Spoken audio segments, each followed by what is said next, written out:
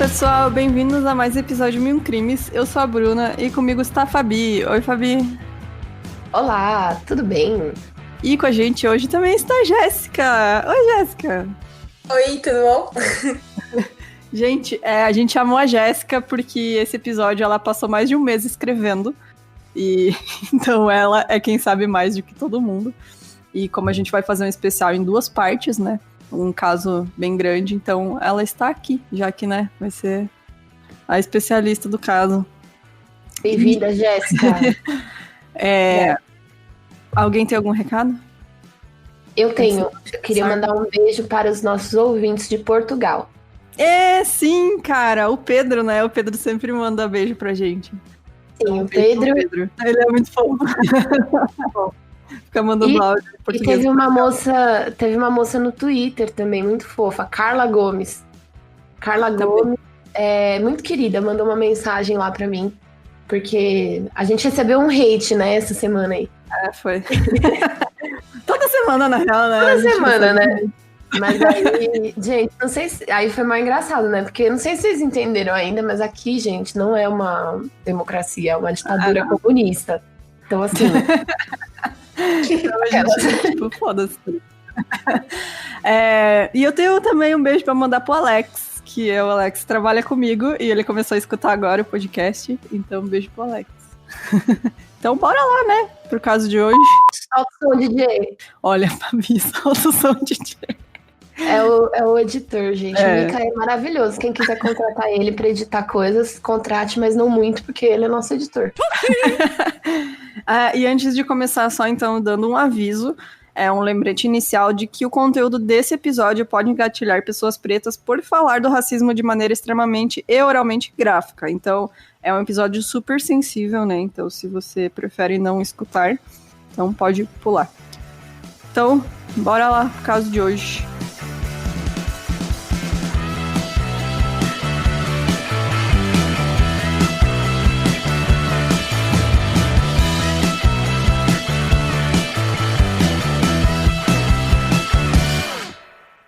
A Mamie Elizabeth Till Mobley nasceu na pequena cidade Delta, no Mississippi, em 1921.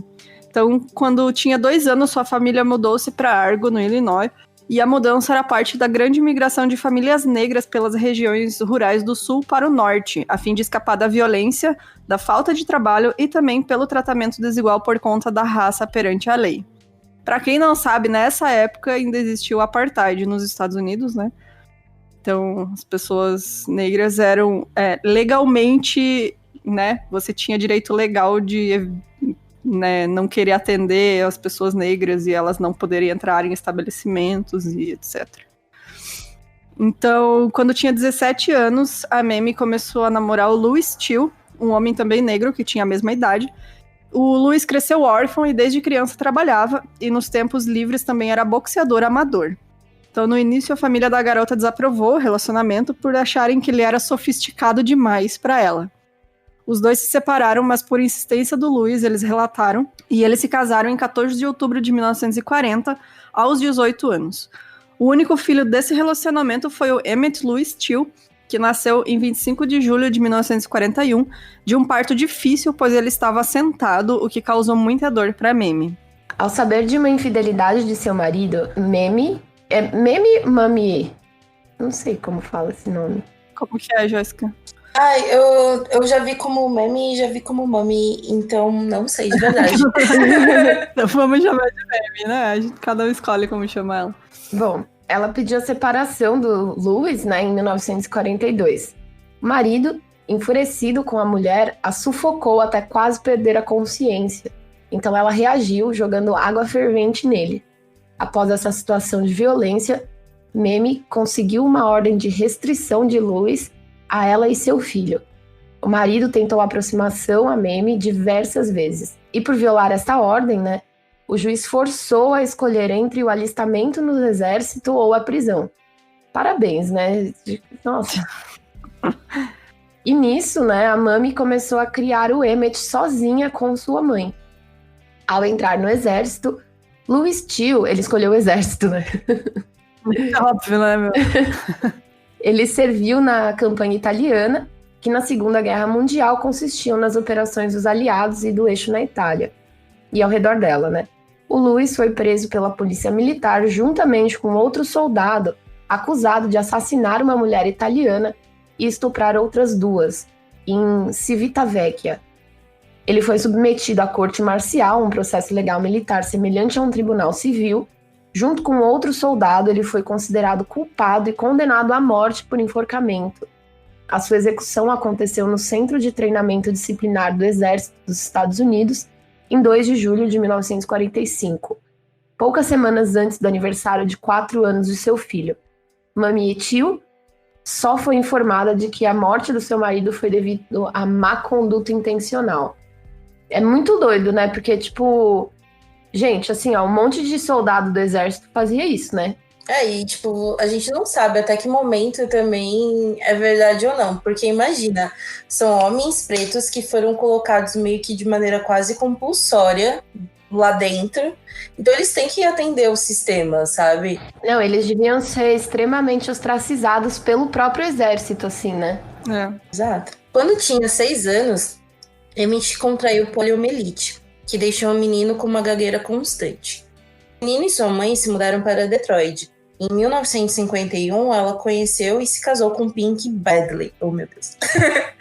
Emmett sentia muita falta de casa e de Chicago, então voltou a morar com sua avó. Depois, seu novo padrasto e sua mãe também voltaram. Mamie terminou seu casamento em 1952 e então seu ex voltou para Detroit. Mamie e Emmett arranjaram uma casa em um bairro movimentado em Chicago, próximos a parentes. Em busca de um melhor salário, ela trabalhava como escriturária civil para a Força Aérea dos Estados Unidos, enquanto seu filho cuidava dos afazeres de casa. Nessa época, Pink, o ex de Mamie, ao visitar ela, começou a ameaçá-la. Quando tinha 11 anos, o menino pegou uma faca de açougueiro que estava na cozinha e disse que mataria o ex-padrasto caso ele não se afastasse de sua mãe. Apesar de todas as complicações durante a infância, sua mãe sempre o protegeu e ele era tido como uma criança feliz. Gostava de brincar com seus primos e amigos, amava pregar peças e não tinha medo das coisas. Gostava de jogar beisebol e sempre era o centro das atenções, porque se vestia sempre de maneira elegante. A mãe falou que ele era bom em artes e em ciências, sendo muito criativo. Então, no ano de 55, o Emmett, então, com 14 anos, tinha por volta de 1,63, já era mais alto que eu e a Fabi. E ele era tido como muito baixo, como baixo e forte, né? Ele era entroncadinho. Então, a Mami tinha um tio, que também era reverendo, chamado Mose Wright, de 64 anos, que visitou ela durante o verão. Nesse tempo que teve hospedado, ele passava o dia contando histórias de como era morar em Delta do Mississippi, e a Mami estava planejando uma viagem com o Emmett para visitar os parentes em Nebraska, mas ele, animado com as histórias do tio, implorou para a mãe deixar ele com o tio Mose e ela deixou. Por que não, né? Vai passar um... Eu sei por quê, porque não tem nada no Nebraska, tá ligado? Coitado, menino, gente. Eu vou passar com meus primos ali, né? Suave, eu não vou mais nada. Não vem com medo nada, né? Então, principalmente no sul, permeavam as leis do Jim Crow, que eram leis estaduais e locais que impunham a segregação racial no sul dos Estados Unidos. Apartheid, né, gente? Para quem não sabe. As leis de Jim Crow e as disposições constitucionais estaduais de Jim Crow exigiam a segregação de escolas públicas, locais públicos e transporte público, e a segregação de banheiros, restaurantes e bebedouros para brancos e negros. As Forças Armadas dos Estados Unidos também foram segregadas. Ou seja, uma pessoa negra não podia frequentar restaurantes, hotéis ou até sentar onde quisesse nos ônibus, pois tinha lugares reservados para elas, ou até mesmo se uma pessoa negra tivesse sede, não podia tomar água em bebedouros não destinados a pretos. Normalmente esses lugares eram piores, menos conservados ou de menor qualidade, também até mais caro para desestimular a frequência de negros em determinados locais. As crianças não tinham ônibus escolares e os negros eram forçados a viver em determinados bairros e se isolarem fisicamente dos brancos. Era ilegal dizer sim ou não para brancos sem chamá-los de senhor ou senhora. A lei não os protegia, vivendo em constante medo. As pessoas eram espancadas só por tentarem frequentar o mesmo lugar ou consumirem os mesmos produtos. Gente, isso foi 55, né, meu? Agora, cara, tipo, não faz tanto tempo atrás, não. Pra quem assistiu Lovecraft Country, óbvio que foi um pouquinho depois disso, né? As leis já estavam mudando. Mas, cara, até hoje, no sul dos Estados Unidos, só tem racista, cara. Tipo, o negócio era pesadíssimo, assim. Agora só mas, né, não, é mais velado, né?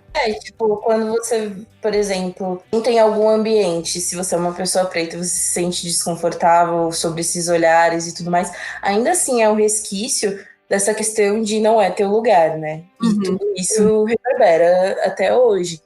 Então, essas leis, principalmente, quando fala que não era, tipo, tinham uns lugares de menor qualidade, quer dizer que, por exemplo, se tem um espaço público para se alimentar, provavelmente os negros vão ficar onde ficam as lixeiras, sabe? Se tem um bebedouro, vai ser um bebedouro velho que provavelmente não filtra a água bem, sabe? Tipo, se vai pegar um ônibus, provavelmente aquelas áreas do ônibus onde tem pessoas pretas não era bem higienizado, sabe? Então, além da questão da separação física, sabe? Era um lugar completamente desconfortável para as pessoas pretas que estavam ali, né? Porque além desse, você tem que ficar aí, e você tem que ficar aí mesmo sendo muito ruim, sabe? Ei, escuta esse recadinho. O Case File foi ao ar em janeiro de 2016 e logo chamou a atenção pela sua produção diferenciada. O host é anônimo e pesquisa profundamente os crimes, investigações e julgamentos dos casos do mundo inteiro, dos mais notórios aos desconhecidos. Já são mais de 160 casos que o Case File cobriu e mais de 400 milhões de downloads desde a sua estreia. Eles chegaram a ganhar por 4 anos seguidos, de 2016 a 2019, o prêmio de melhor podcast pela Apple Podcasts, além de ganharem também destaque nas revistas Rolling Stone, Time e Vice. Mas por que estamos falando do Case File se é um podcast em inglês? Bom, porque eles vão lançar pela primeira vez os episódios mais populares em português. Os episódios foram produzidos pela equipe do Case File, com um narrador brasileiro totalmente anônimo para manter todo o estilo e qualidade pelo qual o Case File é conhecido. Não, eu conheci o Case File faz muito tempo, é um dos podcasts que eu tava escutando da gringa, né? Inclusive, eu comecei a escutar eles pelo episódio do Toy Box Killer, que a gente cobriu também, mas foi o único podcast estrangeiro que cobriu esse caso na época, e assim, eles fizeram um especial de 3 episódios, é muito bom. Então eu recomendo para quem consegue entender inglês, escute o Case File, né, o original, e para quem não entende inglês, então agora vai ter em português. Vão ser 10 episódios nessa primeira temporada, com episódios de crimes reais do mundo todo, como a de um serial killer brasileiro, uma criança desaparecida misteriosamente em Portugal e uma rede global de pedofilia online. Ele acabou de estrear agora no dia 17 de novembro e vai ser lançado toda terça e quinta-feira. Então inscreva-se e ouça gratuitamente o Case File em português no Spotify, Apple Podcasts, Deezer ou qualquer outra plataforma de sua preferência. E é isso! Valeu, escutem o Case File. Case File.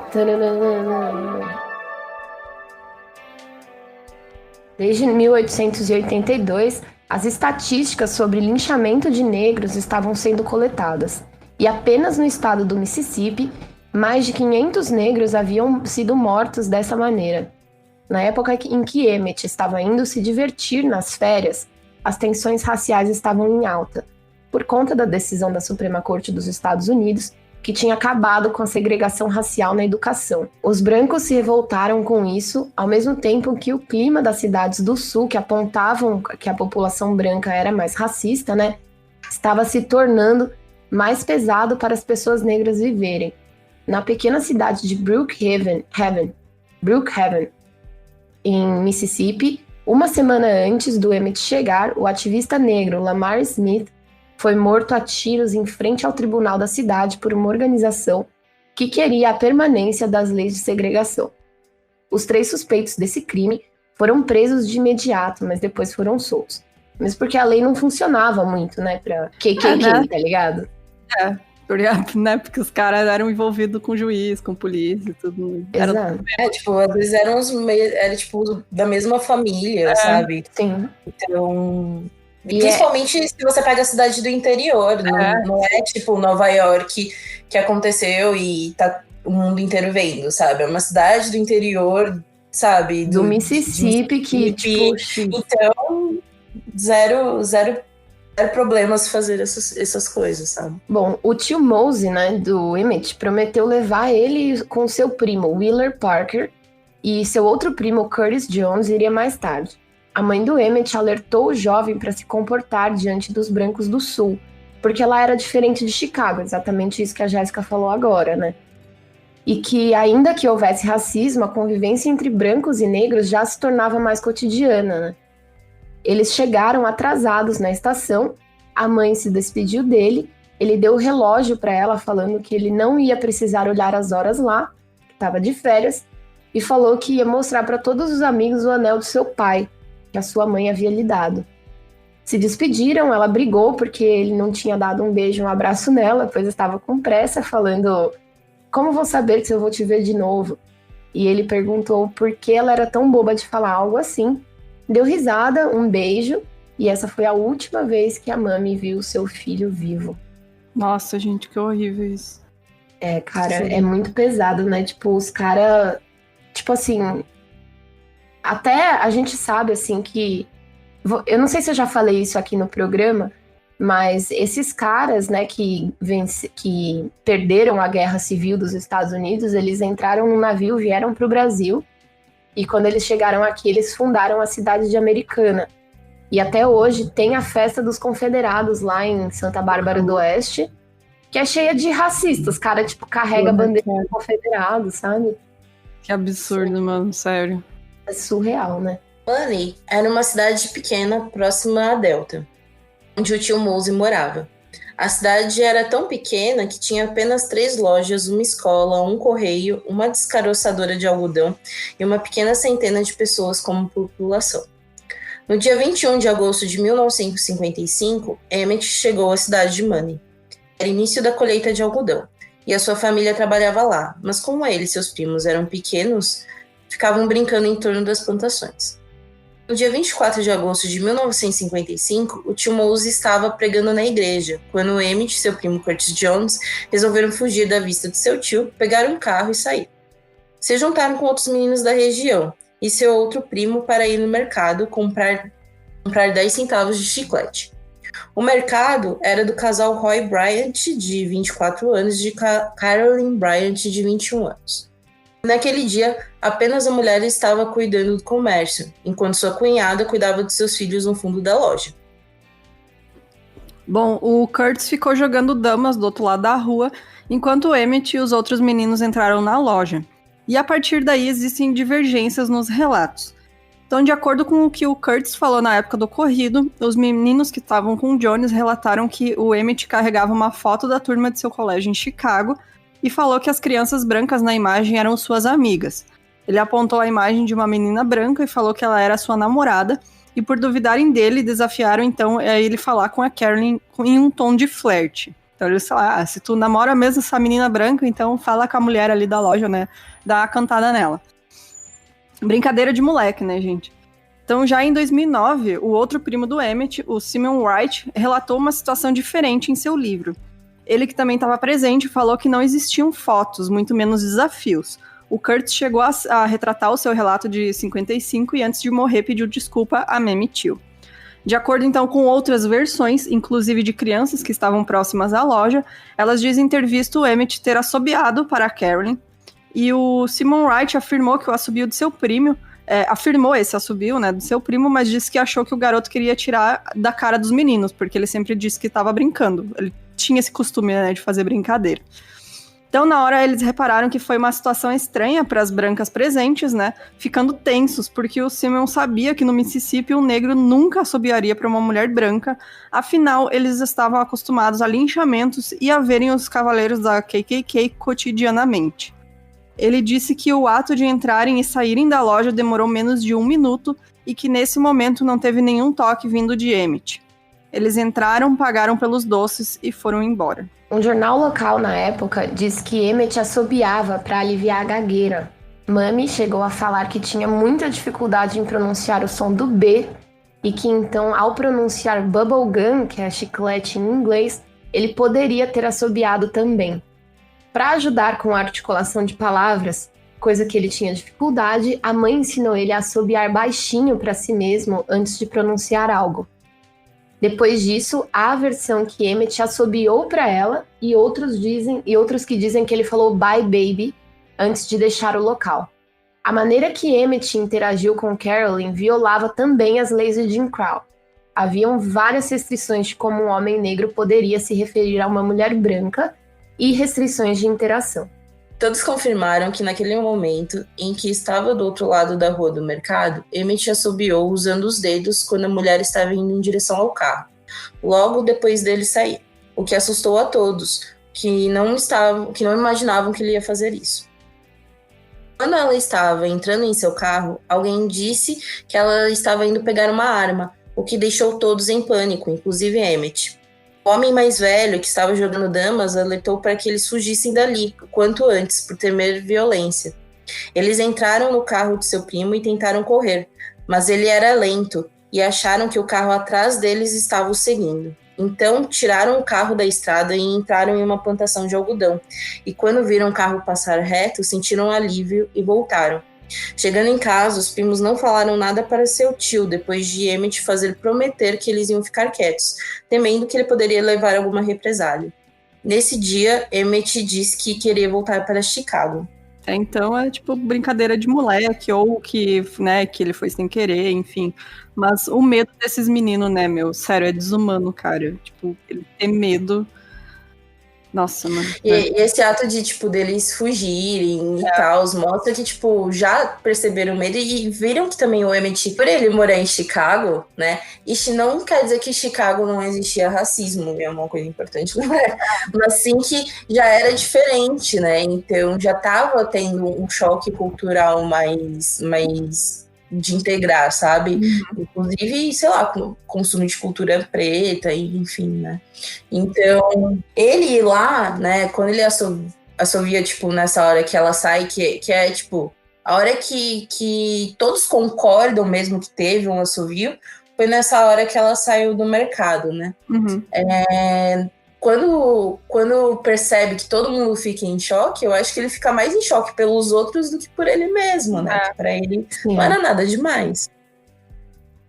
Eu acho que esse negócio dele ser de Chicago é só mais um motivo pros caras quererem pegar ele, sabe?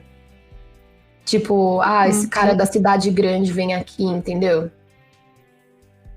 Sim. Tem isso, tem essa questão de ser cidade grande, tem também tipo, você vê que o Emmett é diferente dos outros, porque todo mundo que ele chamava atenção, porque ele se vestia bem, sabe? Então tem toda uma fuga de estereótipo. Ele não é que nem os primos dele que trabalham na fazenda, né? Que é o local onde os pretos têm que trabalhar, sabe? Sim. Ele vem numa cidade, a mãe dele era secretária, sabe? Ele estudava, né? Carolyn Bryan contou para algumas pessoas da cidade que o garoto tinha feito avanços físicos e verbais, e o boato sobre essa situação se espalhou. Roy Bryant, marido de Carolyn, chegou no dia 27, depois de uma longa viagem transportando camarão para o Texas. Através de uma pessoa que passava pela loja, ele soube do que Carolyn tinha dito para todos. Inicialmente, ele ficou furioso com a esposa por ela não ter contado nada para ele. Ela relatou posteriormente que não tinha dito nada porque temia que o marido espancasse o menino. Bom, então por que saiu falando pra todo mundo também, né? Por que foi aumentando a história, né? Tipo... né? Porra, aí já disse que o moleque agarrou ela. Sim, e é muito também esse lance de, tipo... Vou aumentar muito essa história, porque nenhum preto presta, obviamente. Então, é isso, sabe?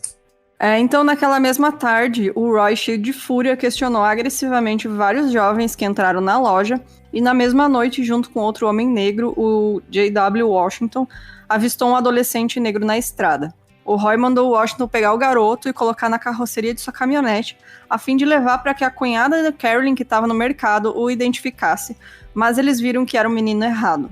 Então, eles sequestraram uma criança... Não, é tipo como se fosse achei um negócio aqui, né, na rua. Tipo...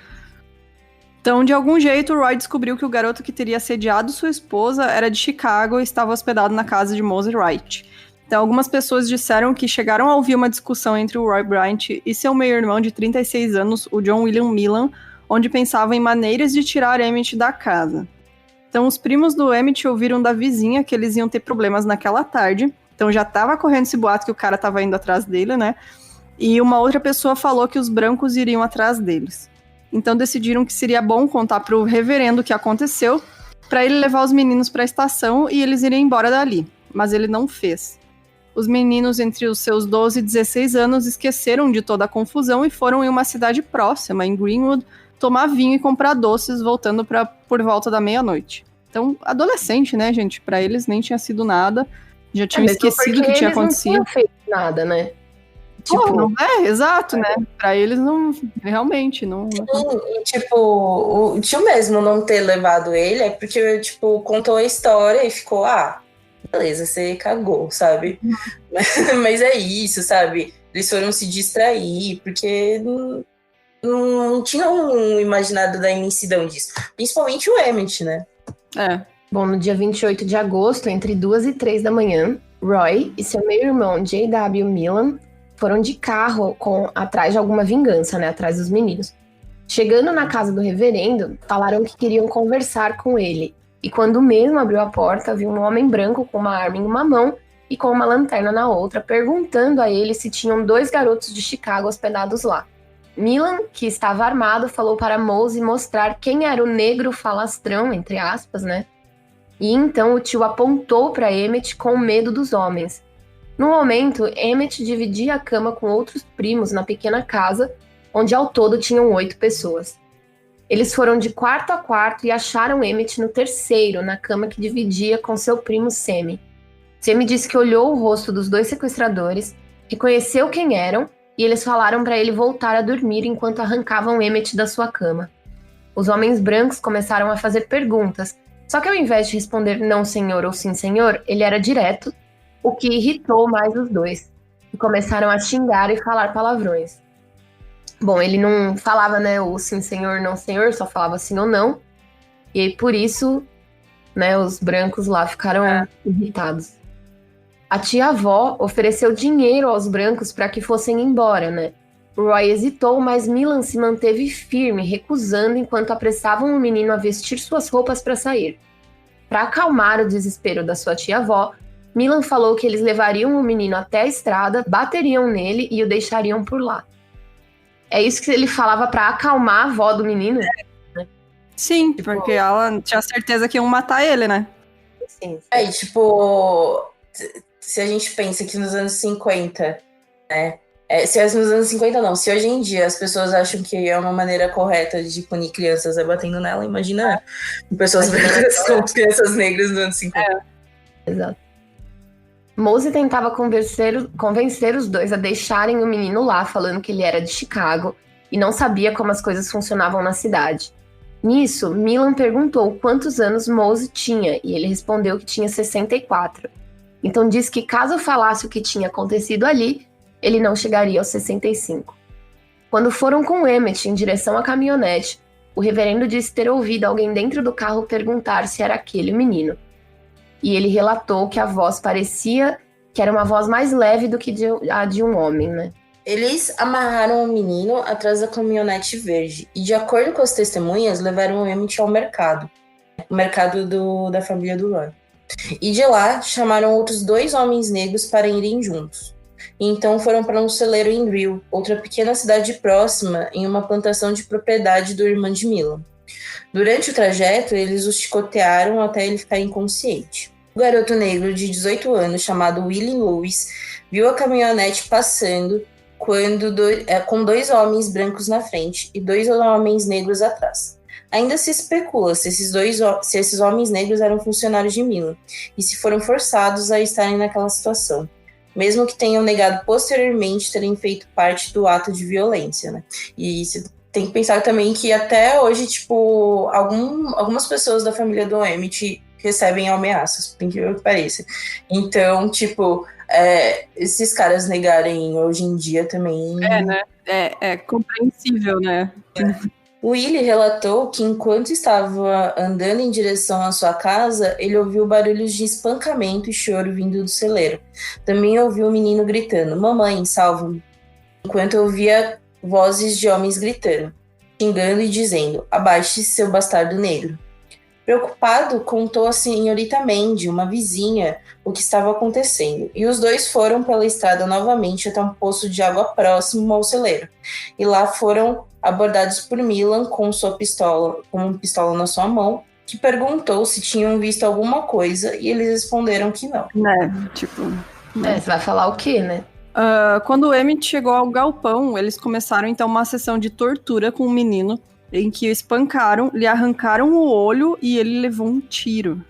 Gente, sério. Quantos anos o Emmett tinha nessa época?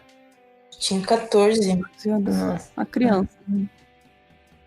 Então, após isso, levaram o seu corpo até a ponte Black Bayou, em Glendora, no Mississippi, e perto do rio Tallahatchie. A fim de afundar o corpo do Emmett para fazer peso, eles amarraram com arame farpado em uma hélice de descaroçador de algodão, e os vizinhos negros do Roy Bryant os viram queimar algo dentro de um tonel próximo à loja, muito provavelmente as roupas do Emmett, né? O tio dele ficou esperando o retorno do sobrinho neto na varanda por 20 minutos e todos da casa ficaram preocupados.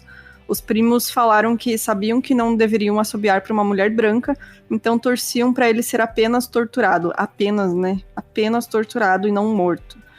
Vendo que os homens não voltaram, o tio e um amigo do Emmett que morava perto entraram num carro, pegaram mais gasolina e foram em busca do menino, mas não encontraram nada, voltando às 8 da manhã. O Curtis Jones ouviu que seu tio tinha receio de chamar a polícia por conta da ameaça que recebeu, então ele mesmo ligou para o xerife Lefroy de Lefroy County e depois para sua mãe em Chicago, que ligou para a Mami, né, que era a mãe do Emmett. O xerife do condado de LeFlore, George Smith, interrogou os irmãos Bryant e Milan, que admitiram o sequestro do menino para assustar, mas falaram que soltaram na mesma noite em frente à loja de Bryant. Por conta de somente assumirem terem pego o menino, dizendo que ele estava no quintal do Sr. Mose e o capturando sem artifício de ameaça, foram presos por sequestro. Então eles já começaram mentindo ali, né? Porra, a gente só pegou ele na rua, não invadiu a casa, ameaçou todo mundo e arrancou o moleque da cama, né? Exato. Tipo, porra, mano. A notícia do desaparecimento de Emmett se espalhou rapidamente. Então Medgar Evers, secretário de campo do estado do Mississippi para a Associação Nacional para o Progresso das Pessoas de Cor, NAACP, e Enzi Moore, chefe da seção do condado de Bolivar, começaram a se envolver no caso. Para tentar ver se descobriam mais coisas sobre o sequestro, eles se disfarçaram como colhedores de algodão e saíram pela região tentando achar qualquer informação sobre os acusados e o menino. A gente fala bastante aqui sobre, né, a colheita de algodão, porque era basicamente esse o trabalho das pessoas pretas, né, naquela época. Que nem aqui, né, plantação de café, ela era algodão, né? Isso, e também porque eles são descendentes dos escravos, né? E era esse o trabalho que os escravos faziam, né, mais nessa região dos Estados Unidos. Sim. Sua amiga, uma correção. Pretos escravizados. Isso, é. Obrigada, amiga. Mas então, e outro ponto importante, que o NAACP, que é essa Associação Nacional para o Progresso de Pessoas com Cor, é muito importante a gente lembrar deles, porque vai ser citado ao longo desse caso.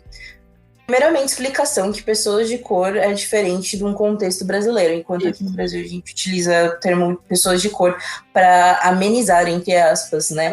Se a pessoa é preta, enfim, né? Lá, pessoas de cor quer dizer que vai juntar, tipo, negros, latinos, indígenas, né? Então, quer dizer todas as pessoas não brancas, né? Fora que quando mostra que, tipo, eles que tiveram que ir a campo, é porque eles já sabem que não tinha polícia ajudando eles, né? Então, eles se disfarçaram, eles iam porque, basicamente, o Estado não dava suporte para as pessoas pretas, e o que dava suporte para as pessoas pretas eram esses grupos de militância preta, né? Então, eles que começaram toda essa visibilidade para esse caso, né? 10 dias após seu desaparecimento, acharam no rio Tallahatchie um corpo inchado e desfigurado. Era Emmett. Sua cabeça estava irreconhecível. Ele havia levado um tiro acima de sua orelha direita. Seu corpo mostrava evidências e agressões, além dos machucados feitos pelo arame farpado que foi amarrado junto à hélice. Estava sem roupas, somente tinha um anel com as inscrições LT e 25 de maio de 1943. Esse anel foi acolhido como prova. O xerife disse ao tio Mulwright que tinha achado um corpo no rio e queriam que ele fosse reconhecer. O amigo de Emmett, que levou o tio do garoto até o local, falou que o cheiro do corpo era tão forte que não suportava ficar nem a 2 metros de distância. Mo percebeu que aparentemente a língua do menino foi cortada e colocada novamente em sua boca, e suas genitais decepadas.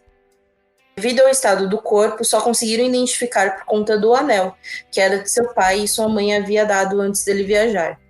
A família e a comunidade negra, ao saberem de sua morte, e principalmente do estado que ele foi encontrado, ficam completamente consternados. O tio Mose, junto com a esposa Elizabeth, se refugiaram para a cidade de Summer, pois lá o irmão dela entrou em contato com o xerife local. Tipo, dá pra ver que eles não confiavam, né, também. Né? Já pegaram e levantaram, né, meu? Eles sabiam que não iam ter apoio caso acontecesse alguma coisa com eles, né? Não, eles são a vítima e eles têm que fugir da cidade deles, largar a casa e tudo, porque, tipo, o xerife dessa cidade não vai fazer nada se fizerem a mesma coisa comigo. Bom, a mãe do menino que estava dormindo acordou por volta das 9h30 da manhã e, ao saber da notícia do corpo de seu filho, se levantou e ligou para sua mãe. Ela disse que o xerife Strider de Tallahatchie queria o enterro imediato do menino porque ele sabia que esse caso traria maus olhares sobre o que estava acontecendo no Mississippi, principalmente se mais alguém visse seu corpo. Então, pelo estado, né, traria maus olhares, tá ligado? Eles sabiam que se pegasse mais atenção, né, eles iam ter que mudar alguma coisa na cidade, né? Eles não queriam mudar. Bom, mandaram a família do Emmett, que estava no estado, ir para a igreja, porque o enterro seria naquele dia. Chegaram lá, a cova já estava aberta e o corpo também estava no caixão selado com cal, todos se preparando para enterrar quando foram avisados para cancelar. A mami exigiu que o corpo de seu filho fosse enviado para Chicago, entrando em contato com as autoridades da cidade. Então, quando chegou a Chicago, ao ver seu filho naquele estado no caixão, ela desmaiou. Imagina, gente, coitada dessa mulher, sério. Nossa, essa mulher, cara, tadinha, velho. Na casa funerária, a A.A. Rainer, o caixão não poderia ser aberto, pois o agente funerário tinha sido proibido. Então, isso revoltou a mami, falando que ela gastou tudo o que tinha para ver seu filho e que se não visse, não poderia ter certeza de que era ele ali. Então, ela pediu um martelo ao Sr. Rainer, dizendo que se ele não abrisse, ela ia abrir de qualquer jeito. Então, ao ver a determinação da mãe, o agente funerário mandou ela para casa e disse que assim que abrisse o caixão ia ligar para ela. Então, ao voltar para a funerária após a ligação, no trajeto a 3 quadras de distância, ela relatou sobre o cheiro que quase a fez desmaiar. E lá foi a primeira vez que ela viu o seu filho morto. Tudo isso porque ele ficou na água, né, cara? E a água, ela faz... e tem a viagem, né? O calor, tudo. 3 dias na água, a água, ela avança, né? O estado de decomposição. Então, seria o mesmo que muito mais dias se não tivessem na água, né? Aí, tipo, se você pensa que o tanto de feridas abertas que tinham ali, tudo isso, né, aumenta essa tensão. Fora que também teve essa questão de que, tipo, o corpo não foi tratado, né? Colocaram no caixão, selaram eles com queriam cal. enterrar no dia, então não passou por todo, né? Eles fazem todo o processo, né, de embalsamento. Tipo, ele fachando de cal, tipo, quando acho que foi o delegado, né? Foi o delegado que fala que fechou com cal e queria que enterrasse no mesmo dia. Tipo, ele fechou com cal não porque ele tava prevenindo a família de sentir o cheiro, coisas do tipo. Porque ele não queria que vissem como que ele tava, né? Exato. Ele queria esconder o estado que o menino ficou, né? Que foi torturado, né, meu? Os homens da sua família tentaram impedir que ela visse o menino naquele estado, mas Mami falou para soltarem porque não ia desmaiar. Afinal, a partir dali tinha um trabalho para fazer. De acordo com Mami, ela viu a língua dele, o olho caindo fora da órbita, quase em sua bochecha, e o outro olho havia sumido. O nariz parecia ser carne moída, e os dentes de seu filho, que ela achava tão bonitos, só tinham restado 2. Suas orelhas também tinham desaparecido, tinha um buraco em sua têmpora onde ela conseguia ver até o outro lado da cabeça. E lá, ela descobriu que os assassinos pegaram um machado e acertaram em sua cabeça. Então seu rosto e a nuca estavam separados. O agente funerário questionou se ela ainda assim queria o funeral com o caixão aberto. E ao perguntar se ela queria que ele fizesse algo no rosto para não ficar tão explícito, a mãe disse para deixar do jeito que estava, para todos verem o que ela viu. Em sua dor e indignação, Mami ligou para Chicago Defender, um dos principais jornais negros do país. Ela ligou para as revistas Ebony e Jet, dizendo aos repórteres que queria que o mundo visse o ato bárbaro cometido contra seu filho por homens brancos no Mississippi. Dezenas de milhares de pessoas se enfileiraram na rua em frente ao necrotério para ver o corpo de tio. Ela falou sobre a sua decisão de deixarem ver. Abre aspas. Não havia como eu descrever o que estava naquela caixa. De jeito nenhum. Eu só queria que o mundo visse. Fecha aspas. Gente, caralho, né? Essa mulher foi muito foda, né? Nossa, mano. Sim. No dia do funeral, Mamie, ao tentar entrar na igreja onde o corpo de seu filho seria velado, assegurou que a multidão que estava do lado de fora ouvisse o ritual e também orientou deixarem a igreja aberta para que todos os presentes conseguissem ver o corpo. Na cerimônia, ela falava para todos: "Eu quero que todo mundo veja o que fizeram com meu bebê", enquanto uma grande fila de pessoas esperava fora da igreja para ver seu filho. Uma massiva parte da imprensa compareceu na cerimônia, que aconteceu no Robert Temple Church of God in Christ, onde negros que passavam por ali tinham o apoio dos pastores e reverendos presentes. Há várias imagens sobre esse dia, pessoas negras, principalmente mulheres negras, sendo ajudadas por passarem mal ao verem o menino, e o extremo luto que rondava a comunidade. E uma coisa que é legal lembrar é que, tipo, a comunidade, como foi dito, as pessoas pretas, elas não tinham acesso aos mesmos lugares, inclusive as igrejas. E as igrejas pretas, elas na verdade, ajudavam, né, as pessoas pretas, porque era um refúgio para as pessoas pretas. Muitas discussões políticas se iniciavam com as igrejas, né, negras. Era um local de militância também, né, onde eles se organizavam e faziam os, né, as melhorias para a comunidade e tal. Então, a igreja era muito importante, né, nessa época para eles. Sim, e então, tipo, os pastores, todo mundo ajudando. Se você ver vídeo, eu fui ver vídeo, né, do dia do velório, né, é muita pessoa passando mal e vendo, e tava um calor horrível naquele dia, né? Então, o calor, o cheiro, ver o corpo do menino, as pessoas estavam querendo ver, porque muitas vezes elas não acreditavam o que estava acontecendo dentro da comunidade, e porque quando acontecia isso, era muito velado, sabe? Tipo, ninguém queria mostrar, assim, o corpo do seu filho. O xerife lá do Mississippi queria enterrar no mesmo dia, né? Já queria esconder. Exato. As imagens do garoto brutalizado foram veiculadas no país inteiro, reunindo o apoio popular dos negros e a simpatia dos brancos empáticos à situação nos Estados Unidos. A fotografia da mãe debruçada sobre o caixão com o filho desfigurado foi colocada pela revista Time como uma das 100 imagens mais influentes de todos os tempos. Por quase um século, os afro-americanos foram linchados com regularidade e impunidade. Agora, graças à determinação de uma mãe expondo a barbárie do crime, o público não poderia mais fingir e ignorar o que não via. Né? Essa foi a fala da Time quando colocou essa foto na lista. Mamie conseguiu trazer graficamente para todo mundo o que muitos negros tentavam dizer em discussões, mas muitas vezes não conseguiam atingir as pessoas. Emmett Till foi enterrado no dia 6 de setembro no cemitério Burke Oak, Alsip, em Illinois. E quando fala que traz graficamente, é porque quantas vezes você vê, por exemplo, até hoje em dia, né, alguém falando que sofreu racismo por alguma coisa e, tipo, ninguém bota muita fé, né? Então, às vezes é necessário mostrar, principalmente naquela época, era necessário mostrar para a galera ver o impacto disso, né, na vida dos negros. Bom, né, foi esse ano, teve quantos casos, né, de pessoas negras sendo mortas pela polícia nos Estados Unidos e aqui no Brasil também.